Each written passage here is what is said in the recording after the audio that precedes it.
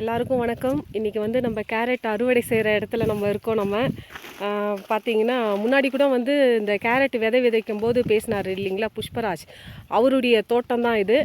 இந்த அப்போ விதைக்கும் போது நம்ம எடுத்தோம். இப்போ வந்து 3 மாதத்துக்கு அப்புறம் வந்து அதை அறுவடை செய்கிறாங்க, கேரட்லாம் எடுக்கிறாங்க. அதுக்கு வந்துட்டு அங்கே பின்னாடி களை கொத்தி எடுக்கிறாரு பாருங்க கேரட், அவர் தான் புஷ்பராஜ். இங்கே 2 ஆள் கூலி ஆள் வச்சுருக்காங்க. இந்த ப்ளூ கலர் ஷொட்டர் போட்டிருக்காங்க இல்லையா, அது வந்து அவங்களுடைய பொண்ணு. வாங்க இப்போ நம்ம போயிட்டு அந்த கேரட் எப்படி எடுக்கிறாங்க, என்ன பண்ணுறாங்கன்னு நம்ம கேட்போம். இப்போ எடுத்த கேரட் வந்துட்டு அழகாக வந்து ஒரு மூட்டையில் கொட்டுறாங்க பாருங்கள். இது கேரட் தரம் பிரிச்சாச்சா? பிரிச்சிட்டிங்களா? எப்படி இது பரவாயில்லையா இந்த வாட்டி விளைஞ்சது? இல்லை கேரட் சைஸு இதெல்லாம் ஓரளவுக்கு இருக்கா?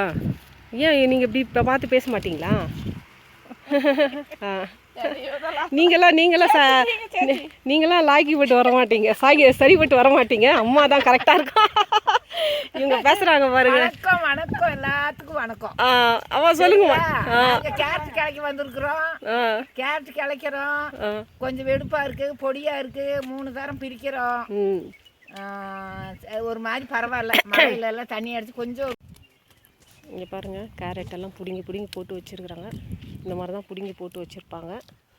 அதை வந்துட்டு இந்த மாதிரி அந்த முனையை வந்துட்டு உடைப்பாங்க. உடைச்சிட்டு அந்த இலையை எடுத்து போட்டுட்டு இப்படி போடுவாங்க.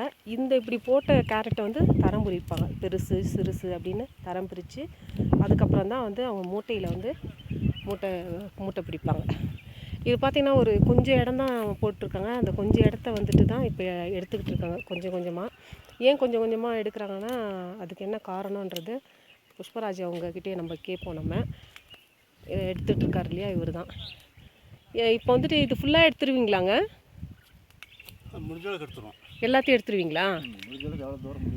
அவ்வளோ தூரம் இன்றைக்கி ஃபுல்லாக. இந்த சைடு இருக்கிறது 4:30 மணி வரைக்கும் எல்லாத்தையும் எடுத்துருவீங்க. சரி ஓகே. இன்றைக்கி கேரட் ரேட்லாம் பரவாயில்லையா உங்களுக்கு? நாளைக்கு தான் இல்லை, இன்றைக்கி எடுத்து நாளைக்கு தான். நாளைக்கு தான் போய் இது ஏலம் விடுவீங்க. எங்கே, கோத்தகிரியா, ஊட்டியா, மேட்டுப்பாளையமா?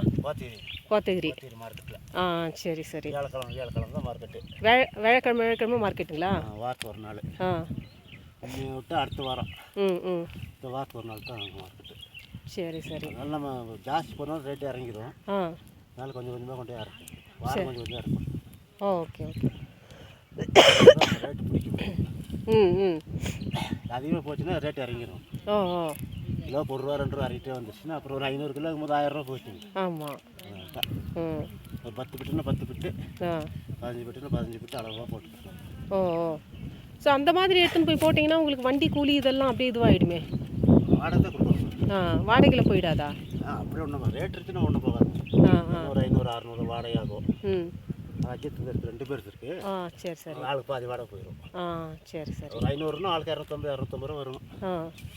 600 ரூபானா ஒரு 300 ரூபா வரும். சரி. அப்போ 2 பேரும் சேர்ந்து நீங்கள் எடுத்து இன்றைக்கி இது பண்ணுறீங்க இல்லையா? இது வந்து ஒரு நல்ல ஐடியா தான் இல்லையா? 2 பேர் வாடகை 2 பேர் ஆயிரும்.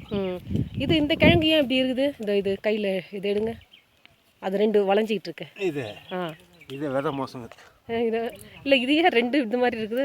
2 விதையும் ஒன்றா சேர்ந்துருச்சு. சரி 2 கிழங்கு 2 கண்ணு விட்டுருக்கு. டபுள். இது கேரட் இப்போ எங்கே கழுவுவீங்க? மிஷினில் கொடுத்து கழுவீங்களா? நான் இங்கேயே கழுவிக்கிறோம். இங்கே தோட்டத்திலே கழுவிடுவீங்க. சரிங்க. இப்போ தோட்டத்தில் கழுவுறதோட மிஷினில் கழுவுறது வந்துட்டு உங்களுக்கு நல்லதா இல்லை தோட்டத்தில் கழுவுறது தான் நல்லதா? மிஷினில் கழுவுறது தான் நல்லது. இதை கொண்டு போய் அங்கே போய் கழுவி அங்கேருந்து மாதிரி கோத்திட்டு போனால் ரொம்ப டயர்டாகும். நம்ம இங்கே சொன்ன மாதிரி கம்மி தானே, கொஞ்சம் தான் இருக்குது. அது ஒரு 1/2 ஹவருக்கு நாள் கழுவுனால முடிஞ்சிடும். சரி. இதுலேயே சில கேரட்லாம் ரொம்ப குட்டி குட்டியாக இருக்குது போல இருக்குது. அது ஒன்று அப்படித்துங்க, மழைக்கு அடிபட்டுச்சுன்னா ஒன்று பெருசாகாது, ஒன்று பெருசாக இருக்கும். விதை வித்தியாசமாக இருக்குன்னா ஒவ்வொன்று பெருசாகாது.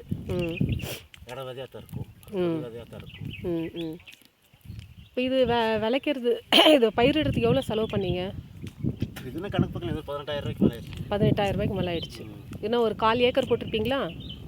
கொஞ்சம் கம்மியாக தான் இருக்கும். 18,000. இப்போ அந்த ஆள் கூலியோடு சேர்த்து சொல்கிறீங்க இல்லையா? இப்போ வந்துட்டு அந்த 18,000க்கு மேலே வந்தால் தான் உங்களுக்கு கொஞ்சம் ஓரளவுக்கு யூஸ்ஃபுல்லாக இருக்கும், லாபம் வரும். இந்த விவசாயம் பொறுத்த வரைக்கும் லாபம் பார்க்கறது ரொம்ப பெரிய விஷயமா இருக்குது இல்லையா? அப்புறம் இது வந்துட்டு இன்றைக்கி சாயந்தரம் வரைக்கும் எடுப்பீங்க. எப்போ கழுவுவீங்க? ஒரு 4 மணிக்கு 4 மணிக்கு கழுவுவீங்க. சரி ஓகே, சரிங்க. சரி, இதை நீங்கள் பார்த்து பண்ணிகிட்ருங்க. கழுவும் போது நான் திரும்ப வரேன் நான். சரிங்களா? இது பார்த்தீங்கன்னா இங்கே இருக்கிறதெல்லாம் கேரட் செடி தாங்க. இது எல்லாத்தையும் இன்றைக்கி சாயந்தரத்தில் இது வந்துட்டு பீன்ஸு அடுத்த முறை எடுப்பாங்கன்னு நினைக்கிறேன். இந்த சைடு பாருங்கள், அது வந்து பீட்ரூட் இல்லையா? முள்ளங்கி. ஓ, எல்லாம் வீட்டுக்கு தேவையானது கொஞ்சம் கொஞ்சம் போட்டிருக்கீங்க. சரி. இது பார்த்தீங்கன்னா இந்த தோட்டம் ஃபுல்லாக வந்துட்டு, தோட்டம் ஃபுல்லான்னு சொல்ல முடியாது, இங்கே பார்த்தாவே தெரியும் வீடியோவில் ஒரு பாதி அளவு போட்டிருக்காங்க. இந்த பாதி அளவை எடுத்துட்டு அதுக்கப்புறம் தரம் பிரிச்சுட்டு அதுக்கப்புறம் வந்துட்டு அவங்க கழுவ போகிறாங்க. கழுவும் போது நான் திரும்ப வந்து உங்களுக்கு வந்து ஒரு வீடியோ போடுறேன். சரிங்களா? இங்கே இதே மாதிரி இவருடைய தோட்டம் இருக்குது. இதே மாதிரி அங்கே அஜித்துன்னு ஒருத்தர் இது பண்ணிகிட்ருக்காரு. அவர் தோட்டம் இருக்குது. அந்த தோட்டத்தில் இருக்கிற கேரட்டும் எடுக்கிறாங்க. அந்த கேரட்டையும் எடுத்து கழுவி 2 பேரும் வண்டி ஷேர் பண்ணி தான் அவங்க வந்து மார்க்கெட்டுக்கு போக போகிறாங்க. ஸோ அவங்க 2 பேரும் கழுவும் போது நான் மறுபடியும் வந்து ஒரு வீடியோ எடுக்கிறேன். சரிங்களா? Okay, thank you.